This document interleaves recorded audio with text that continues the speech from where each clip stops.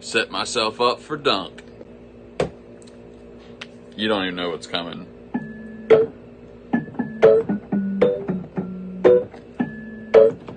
Sail away, sail away, sail away. Sail away, sail away, sail away. Oh, you know it. We're sailing away to the morning roundup. Wow, check this out.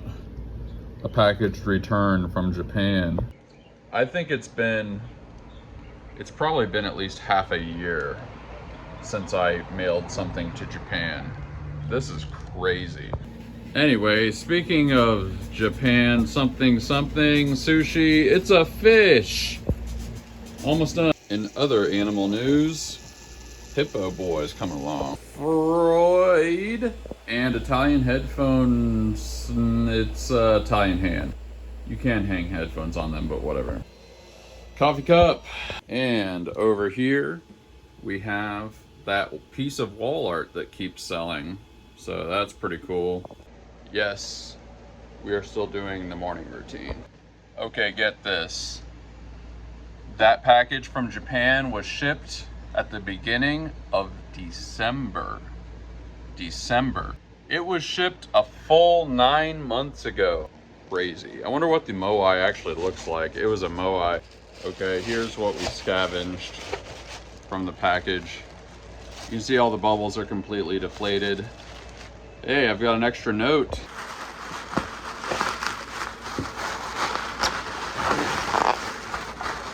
I did a pretty good job. All right, check this out. I feel pretty good about this. This has been floating around in the mail system of 2 different countries for over 9 months. And it's still intact. Amazing. Plus we have a moai to ship somebody. The weirdest thing is that the person after 9 months has not messaged me. Maybe they will, I don't know. So one of the interesting things with a return like this, which is quite unusual, a very common cause for something getting returned is that somebody didn't put down their apartment number, or there's just something wrong with the address. So in a sense, that is the customer's fault. Like if you live in an apartment complex and there's 100 units or something and you don't say which unit, then it's kind of on them. But the problem is the address is in Japanese and stuff. I definitely can't tell whether that's true. Also, I just don't know enough about Japanese addresses to know whether this is complete, even if I translate it, honestly. I guess technically I could use something like ChatGPT, but sometimes the nuances are a little glossed over. It's weird that after 9 months they would not message me. I don't know, I guess we're just gonna play this one by ear. Like normally what you would do, of course, is you would refund the person or something, but also they would normally message you, and I can't even know enough to know whether they did something wrong or not. So, I don't know.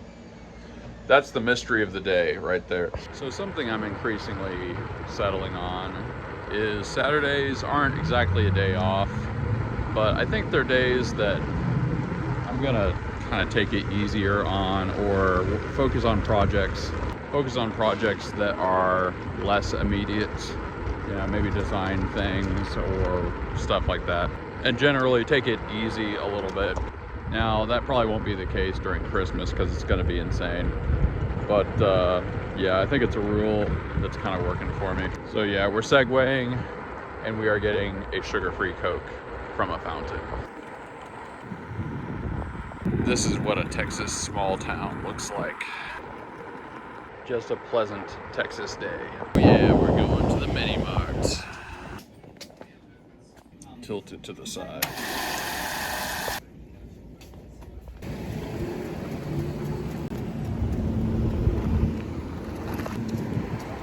I should get a Coca-Cola endorsement, although I really don't like that company.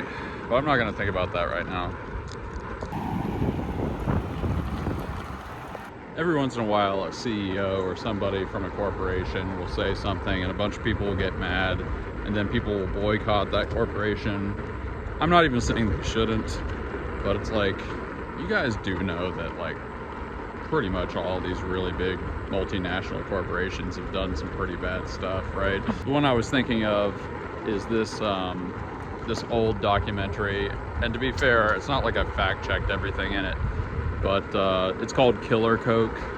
If you ever want to just like not feel good about drinking Coca-Cola, it's one to watch. Mailman. But yeah, I'm not trying to draw some false equivalence. Like, there are corporations that kind of have better practices than others for sure, but I'm just saying, like, you lift the lid on a lot of those and it's pretty disappointing, to be totally fair. Like I've said before, I've probably lost a lot of money over the years by not incorporating, and that is a moral choice. I'm not necessarily saying, there's perspectives on both sides of the issue, so I very much understand people that choose to incorporate. I'm not condemning them at all, but for me, it's just not for me. Whoa, check this out. First Colorshift Moai sold, yeah! Yes, selling the new thing. And we've got a little Chihuahua dish, and we've got Roy, and we've got the kitty cat wastebasket, and a big shark. And we've got the wall art. Oh yeah. Wow. We just sold a giant piece of toast. We're selling the big food, y'all. We sold a lot of stuff today. So I've thought about it, and I think I'm gonna start taking the Segway to go get groceries. The grocery store is close enough that I can do it. It's really not that inconvenient. And it's also just a chance to go out and get some air. One of the disadvantages to running your own business, sometimes you're just kind of shut in for a long time, and so within reason it's kind of good to invent little excuses to get out there and experience the world, even if it's just the grocery store.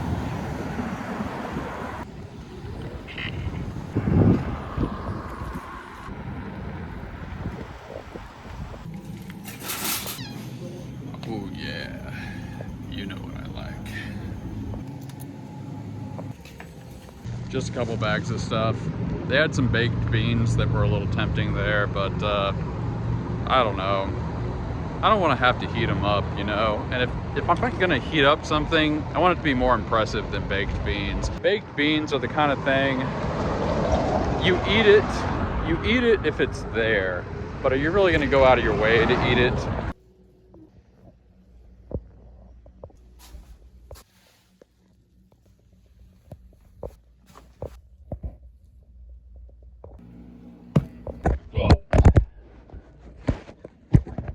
Well, that was a low probability event. Join the Discord, link below. Chihuahua of the day. Toasty O's. I don't think that commercial mechanics shops are your target audience. It's the guys rebuilding cars in the garage. Those dudes are willing to spend a pile of money on things, and they love to decorate. Hey, I will take it. Mopar dude. I 110% agree with you, buddy. I'm a gearhead, and I used to look for things just like that all the time for the shop. And I don't see your everyday mechanics getting it, but maybe these custom build shops might be interested. I would go after the home shops myself. It makes sense that Mopar dude is a gearhead. Dash render, slapping my Dodge minivan. I'm a bit of a Mopar dude myself. Not sure if that counts. Internet user 87, you could definitely do a custom commission and paint a Starbucks logo on it. They are hiring you for your services, not for the logo. Not the point. I can't resell a coffee cup with the Starbucks logo on it. It'll definitely get taken down on Etsy. I don't care about doing the commission. I care about being able to resell the product. The reason I can do custom projects for not very much money is because I can resell the designs. Otherwise, I'd have to charge people much more. The idea is you're getting people to pay you to develop new products. It's a real sweet deal. The Reasonable Gentleman. Grateful for another M3 morning. Cheers. Cheers to you, brother. J. Themelis. I'm sure you discussed this. What was your inspiration when you posted your very first video in your channel? Man, the very first video. You're probably talking about the first video in this series, but let's actually look at what my first video is. Yes, I didn't know that this was the first thing I did, but my Great Riffs series, in the early days of YouTube, people were making music instructional videos. This was 15 years ago. And man, what I should have done, what I wish I would have done, was just make tons of music instructional videos, because they got so many views. My most viewed video on this channel is 17,000 views, and there's several that are higher than that. It's so crazy. One of the lessons I've learned in life is, like, just stick with things. See, let me see, I think I have 4 music instructional videos. Imagine instead of 4, I had made 400. I've already made more than 400 of this series, but if I was doing it back then, I would say the average video here is getting at least 5,000 views. First one is 1,000, then 7,800, 17,000, and then the last one is 9,000. And that was 15 years ago. Imagine I'd been making these the entire time. That would have been my business. It wouldn't have been this. That's what I would have been doing, and probably be making an unbelievable amount of money. So I don't really regret anything, but just know, when you're seeing me do things and you're seeing the habits I've cultivated and the decisions I've made, it's because of stuff like that. I've had enough things where I realized in retrospect, I should have just gone with this, you know? Like, I should have just stuck with it. But the good news is, best time to plant a tree is 20 years ago. Second best time is today. I've been sticking with this business for 7 years, and it's gone pretty well. So yes, the first video on this channel is me teaching people how to play Limelight by Rush. Not a bad way to start the channel. Wow, I'm watching some of these early videos. I was a little puppy. Is, you know, kind of like the big existential questions, big theological questions, the kind of questions people kind of don't ask. I didn't really intend some of these early videos to be a documentation of what my studio used to look like, but it's fun to have that. Well, anyway, what am I grateful for today? I think I'm feeling pretty grateful for my lava lamp. I like it.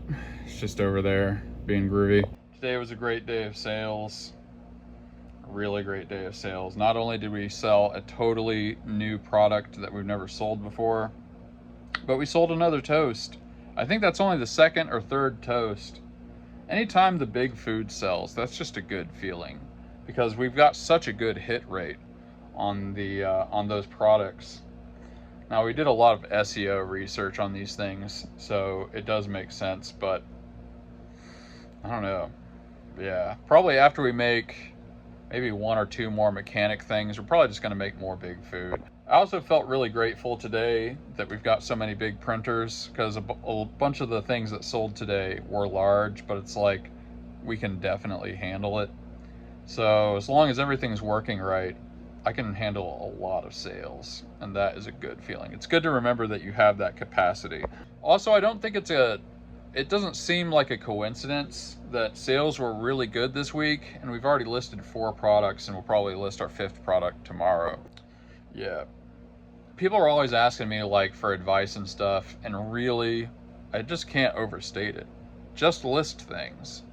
Just make stuff and keep making stuff. It's amazing, like, a lot of I wish I had actually kept track of this. If I was really serious about this, I would see whether there's a correlation between how many things listed per week and the amount of sales per week. I actually would know how to statistically tease that out. It makes me want to do it, but I just know there is a correlation. And if nothing else, like, you're just getting searched more because you have more items to search. It'd be really cool if we somehow hit 600 total items by the end of the year. It'd be ambitious, but it's not even impossible. Well, anyway, that's what I'm grateful for. Tell me in the comments what you are grateful for. Give me that gratitude in text form in the comment section. It's such a good daily exercise. I'm glad you guys share the bright points of your life or any of your thoughts about this series. Connect with me, communicate with me in the comments, and join the Discord. You guys are the best, the Gratitude Gang. It is time for me to log off, but I'm grateful for each and every one of you. Peace out.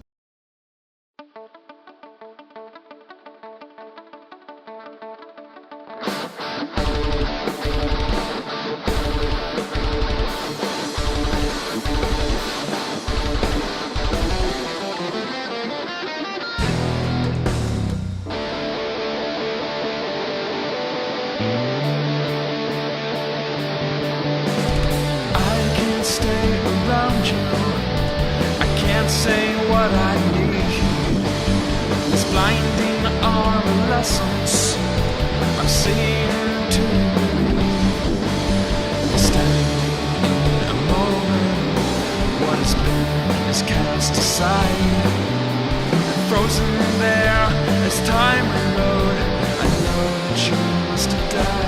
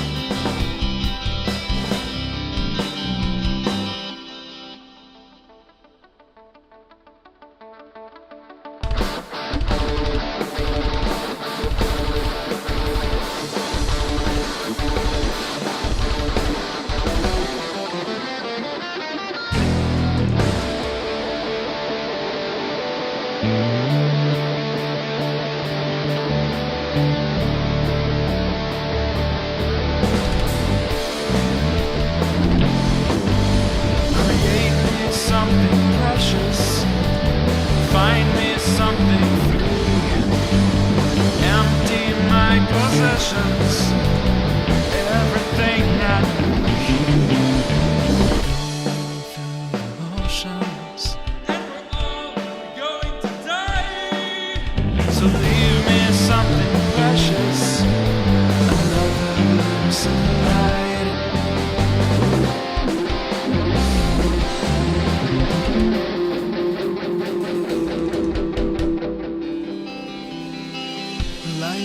Surround you, open up your light, time to say a Wiedersehen.